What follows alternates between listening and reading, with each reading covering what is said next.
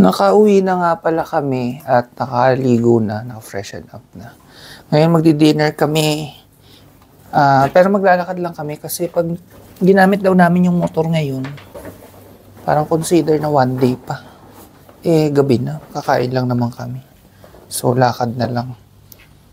Chinek ko sa map, mga 750 meters. Malapit lang yan.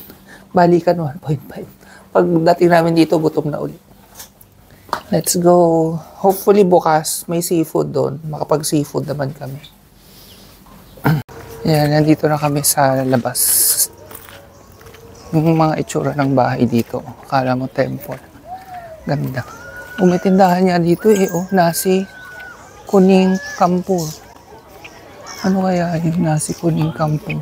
Tingnan niyo yung tindahan dito. Parang sa atin din, may mga sachet. Ayan o. Uso yung ganitong gate sa kanila yung merong parang na-slice sa gitna. Tapos may design sa gilid. Napansin ko lang, halos lahat ng gate nila ganyan. Para kang papasok sa isang dimension. Ibang dimension na pag dumaan ka dyan. Diretso lang tayo. Ayun yung tindahan, tingnan nyo. Parang sa atin lang talaga. Diretso nito. Nakakamiss din yung maglakad-lakad sa hapon ng ganito. Yung malamig na, hindi na maaraw. Kala mo nasa Pilipinas lang . Hindi namin ito nagagawa sa Pilipinas. Sa Indonesia pa namin ginawa. Malamang wala yung mga aso .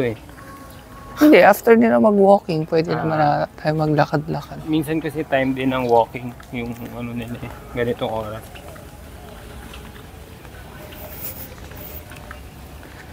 Anyway, tingnan nyo yung mga bahay, ang gaganda. Diba? Parang temple. Ito pa sa kabila. Mga daw yan. Diyan sila ng offering. Ayan. Ito yung bahay, ito yung place kung saan naglalagay ng offering. Ganda. Nakakatuwa. Nakakatuwa na may mga ganyan pang bahay dito. Oo. Sa atin, wala na. Kinukwento ko nga sa guide namin or sa driver natin kahapon. Sabi ko, nag-iinggit ako. Kasi sa Pilipinas, yung mga heritage houses, buildings. Konti na lang. Hindi lang konti, pakunti na, sinisira pa. Pinapalitan, hindi ba bigyan ng importance? Dito yung mismong bahay nila. Ayun, tinan nyo. Diba? Akala mo nasa tayo. Para ka nasa museum lagi, ganun. Parang buong area museum. Ako naman feeling ko Korea. Kasi sa Korea, diba yung mga bahay, ganyan. Yes, may similarity. Kwento ko lang ng mabilisan. Ang gusto nga pala talaga namin gawin. Wait lang. Dito, turn right. Ay, yung mga ganito talaga, yung less tourist spots. Yung mga gusto talaga namin pupuntahan. Kaya lang, since nasa Bali na rin naman kami, pupunta na rin kami Ubud. Pero ayan, kagaya yan, eto. West Bali, bihirang tourist yung pumupunta dito. Kasi tulad namin, yun si Mahal, bagong birder pa lang.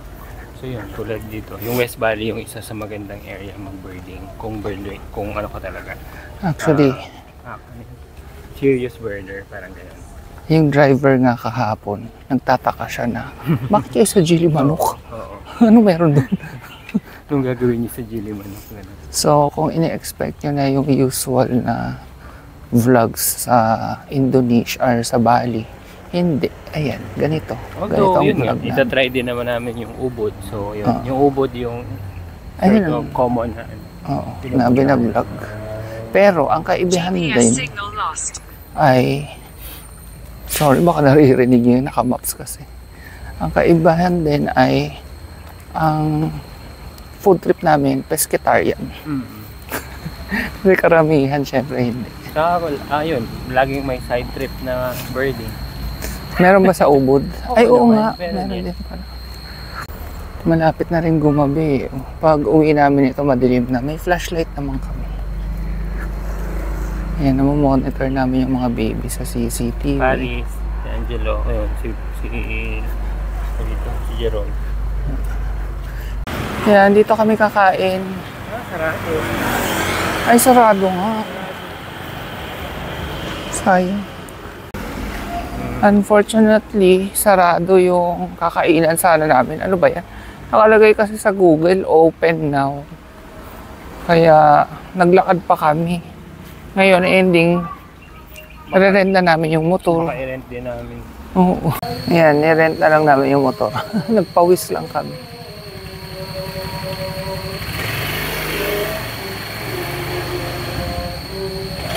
Ano daw?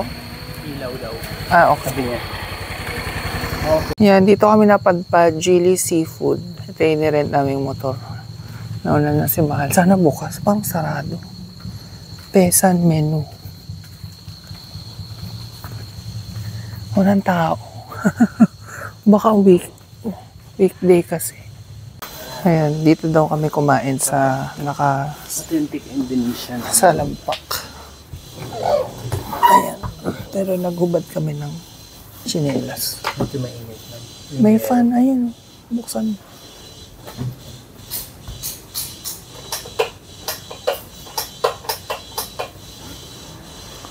Ito yung menu nila. May frozen, may fresh. Mas mahal yung fresh. Anong gusto mo? Frozen o fresh? Okay lang naman frozen. Kaya nga eh, kung mas mura naman.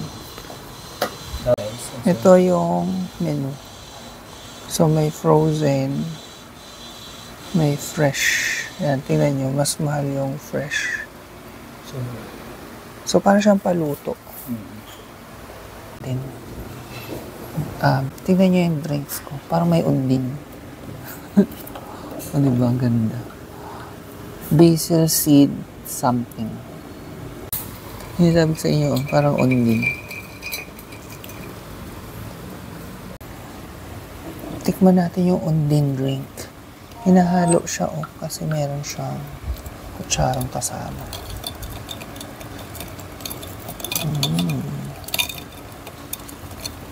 Let's taste. Ang sarap. My God. Kakaiba. Yun ang gusto ko sa travel eh. Makakatingin ka ng mga iba't ibang food, drinks. Sarap patikim. Kinumpute pala namin kung magkano yung undin na drink. Na ano? 17 pesos 77. So, order pa kami kasi ang sarap. Ito ay fresh orange juice. Yun din. Oo, 17 pesos din. As in, fresh, hindi, hindi powder. Ito na yung squid, ginawa namin calamares. Baka naririnig niyo yung nagpe-pray sa likod ko. I mean, sa background. Ayan. Ha? Oh, yes. Thank you. Bakit dalawa? So, ayan na yung lobster. Hindi namin alam, padang sauce ang nilagay dyan. So, yan ang aming food. Para matandaan nyo kung gaano karami, ha? Mamaya sasabihin namin ang price reveal ng total. Umorder pa kami dalawa nun kasi napakamura. Okay lang. Try ko nga kung ito. Ng lupa.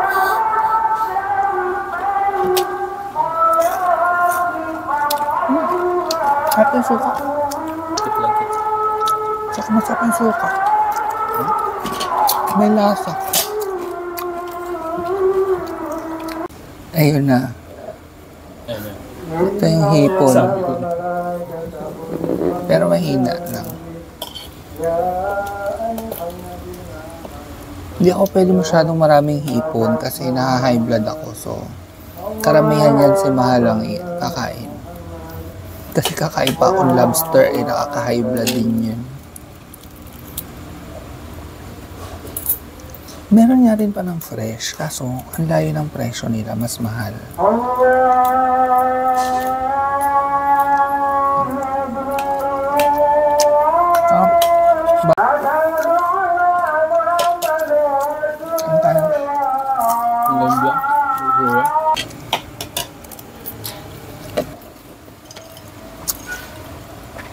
Lobster. Ay, shit. Anay, masusugatan ako. Paano ba siya dukutin? Ayun.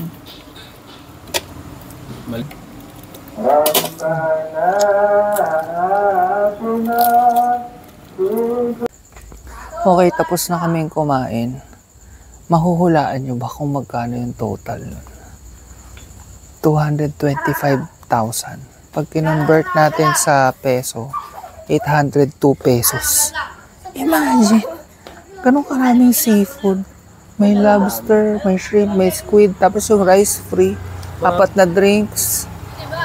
802 pesos. Mga good for 4 siya actually. Kung libre pa yung humingi ng 2 pang rice. Kasi libre yung rice. Oo, libre yung rice. Grabe, pakamura. Pakatuwa. Anyway, punta na kami Alpha Mart and then uwi na rin.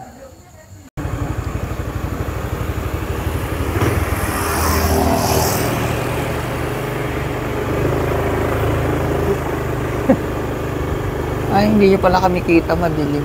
Hello! Ayan, pag may... hindi tayo kita. Yan. Fail. Ayan. Mag-Alpha Mart kami. Asan na ba yun? Yung nakalagay na Alpha Mart. Basta may Alpha Mart din dito. Ayun, ayan. Alpha Mart. Okay, nandito na kami sa room. Sorry, ang dilim.